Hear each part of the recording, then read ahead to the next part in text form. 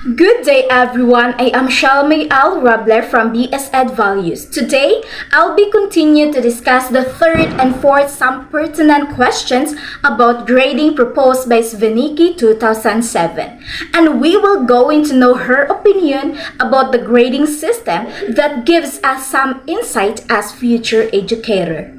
So before I proceed to the question, let me define the purpose of grading system. Grading system is to give feedback to students' learning and performance by which educators evaluate the performance of students on standard particular scales which is based on points. Take note, there are no right or wrong system, only system which accomplish different objectives. This method is used by educators to assess students' performance. And now let's move to the following questions which an instructor may want to answer when choosing what will go into a student's grade. Should grades report status achieved or amount of growth? According to Sveniki, in many beginning classes, the background of the students is so varied that some students can achieve the end objectives with little or no trouble, while others with weak backgrounds will work twice as hard and still achieve only half as much. This dilemma results from the same problem as the previous questions, that is, the feeling that we should be rewarding or punishing efforts or attitudes as well as knowledge gained. A positive aspect of this foreknowledge is that much of the uncertainty which often accompanies grading for students is eliminated. Since they can plot their own progress toward the desired grade, the students have little uncertainty about where they stand.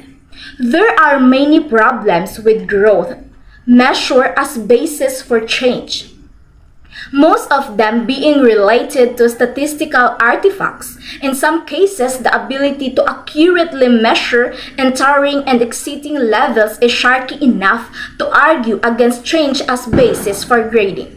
Also, many courses are prerequisites to later course and therefore are intended to provide the foundation for those courses. Growth courses in this case would be disasters. Nevertheless, there is much to be said in favor of growth as a component in grading. We would like to encourage hard work and effort to acknowledge the existence of different abilities. Unfortunately, there is no easy answer to these questions. Each instructor must review his or her own philosophy and content to determine if such factors are valid components of the grade. I agree that it is difficult to choose whether report status should be the achieve or the amount of growth of students, as some students may find it easy to perform the task and achieve the objectives and some may find it difficult. We all know that students have different learning styles and their progress varies. It also says that many are in favor of growth as the teachers would want to encourage hard work and effort to acknowledge the existence of different abilities. Second, how can several grades on diverse skills combine to give a single mark? The basic answer is they can't really. The results of instruction are so varied that the single mark is really a Rube Goldberg. As far as indicating what a student has achieved, it would be the most desirable to be able to give multiple marks, one for each of the variety of skills which are learned. There are, of course, many problems with such as proposal.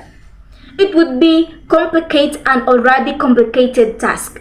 There might be enough evidence to reliably grade any one skill. The halo effect of good performance in one area could spill over into others. And finally, most outsiders are looking for only one overall classifications of each person so that they can choose the best. Our system requires that we produce one mark Therefore, it is worth or while to see how that can be done even though currently the system does not lend itself to any satisfactory. I agree with the point of Zbigniew that we can't really give single mark to diverse skills as students have different strengths and weaknesses. I also agree that in able to give a reasonable mark to students, the teacher should craft or provide varied activities for the students to cater their individual differences. In summary, the process of deciding on grading system is a very complex one. And that's all of my report. Thank you for listening.